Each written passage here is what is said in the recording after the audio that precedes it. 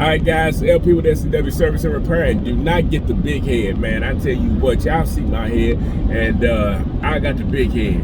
I would go to jobs over the last 2-3 weeks just thinking I was the man until I got knocked down, and I immediately knew what it was.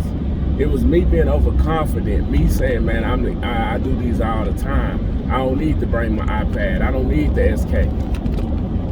And you can get away with that for only so long, and then after a while, you're gonna get to a point where you get your butt knocked down, and you get hit upside your head, and you're like, dang, this happened to me. And then you're going to a job 2 times, you're going to a job 3 times. That's not cool.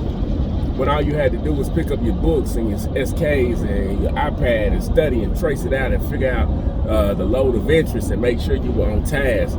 But you got the big heads. You got to thinking you was the man. You got to thinking that, man, I know this backwards and forwards, but there's always something else to learn. There's always something that's going to be a hurdle or a roadblock. Man, don't be like me and get knocked down.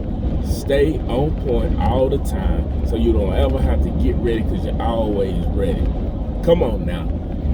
Y'all be blessed.